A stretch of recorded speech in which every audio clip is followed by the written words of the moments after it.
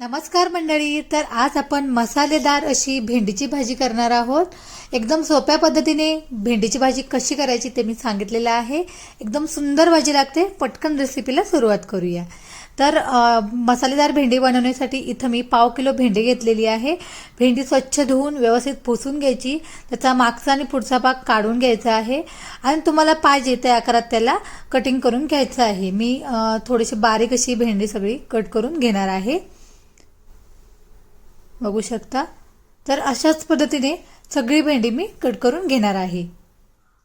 तर इथं आपली सगळी भेंडी कट करून झालेली आहे. आता एक तवा ठेवलेला आहे मी गॅसवर तवा गरम झाला की त्याच्यामध्ये ही भेंडी सगळी घालून घ्यायची आणि त्याला थोडंसं भाजून घ्यायचं. याच्यातला सगळा बुळबुळीतपणा जो असतो तो सगळा गेला पाहिजे. इथपर्यंत आपल्याला ही भेंडी भाजून घ्यायची आहेत. जास्त अशी काळपट होईपर्यंत नाही ठेवायची. फक्त त्याच्यातला बुळबुळीतपणा कमी झाला पाहिजे. बघू शकता सगळा बुळबुळीतपणा कमी झालेला आहे. आता गॅसचा फ्लेम बंद करून घ्यायचा आहे. आता गॅसवर एक कढई ठेवलेली आहे मी. त्याच्यामध्ये 2 ते 3 चमचे तेल घालून घेतलेलं आहे. तेल चांगलं गरम झालं की एक मोठ्या आकाराचा बारीक चिरलेला कांदा त्याच्यामध्ये घालून घ्यायचा. कांदा थोडा वेळ परतून घ्यायचा आहे. हलकासा कांद्याचा कलर चेंज झाला की त्याच्यामध्ये इथं मी 2 लसणीच्या पाकळ्या घेतलेल्या आहेत. थोड्याशा अशा उभ्या चिरून घेतलेल्या आहेत. त्यासुद्धा घालून घ्यायच्या. याच्यामुळे ना मस्त अशी टेस्ट येते भाजीला. आता लसूण थोडीशी भाजली कांद्यासोबत की याच्यामध्ये 1/2 चमचा आल्या लसणीची पेस्ट घालून घेणार आहे. ही पेस्ट सुद्धा कांद्यासोबत थोडीशी परतून घेणार आहे. आता पेस्ट परतून झाली की ते मसाले ॲड करूया.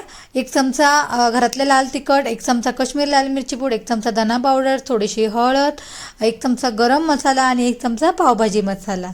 आता हे सगळे मसाले कांद्यासोबत आपल्याला बारीक गॅसवर हलकेसे असे परतून घ्यायचे आहेत. आता मसाले हलकेसे परतून झाले की आता याच्यामध्ये 2 मी जर टोमॅटो घेतलेले आहेत बारीक चिरून ते घालून घ्यायचे. मस्त असा टोमॅटोसुद्धा ह्या मसाल्यांमध्ये मिक्स करून घ्यायचा आहे. बघू शकता टोमॅटोचं असं पाणी सुटलेलं आहे. आता याच्यामध्ये चवीनुसार अगदी थोडंसं मीठ घालून घ्यायचं आहे. व्यवस्थित असं मिक्स करून घ्यायचं. त्याच्यानंतर थोडं थोडं करून पाणी ॲड करायचं आहे. पाणी ॲड केल्यामुळे काय होतं की प्युरी आपली खूप छान होते आणि मसालासुद्धा खूप सुंदर असा रिलीज होतोय. बघू शकता लागेल तेवढं पाणी घालून इथं मी छान अशी याची प्युरी बनवलेली आहे.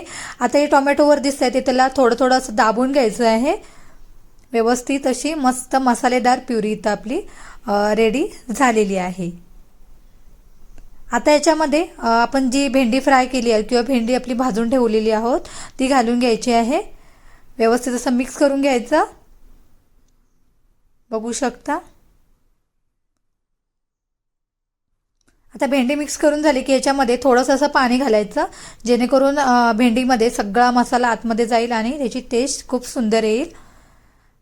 आता पाणी घालून झाल्याच्या नंतर मस्त असं मिक्स करायचं. चवीनुसार अगदी थोडंसं मीठ घालायचं आहे आणि याला झाकण लावून ठेवायचं आहे 1-2 मिनिटासाठी.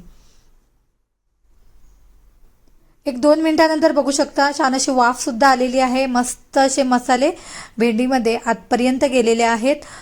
चांगलं असं मिक्स करून घ्यायचं आहे व्यवस्थित.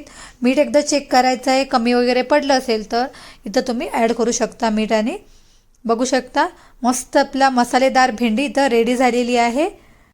भाकरीसोबत वगैरे खायला एक नंबर आहे आणि करायला सुद्धा एकदम सोप्या पद्धतीत मी सांगितलेलं आहे कशी करायची आहे ती.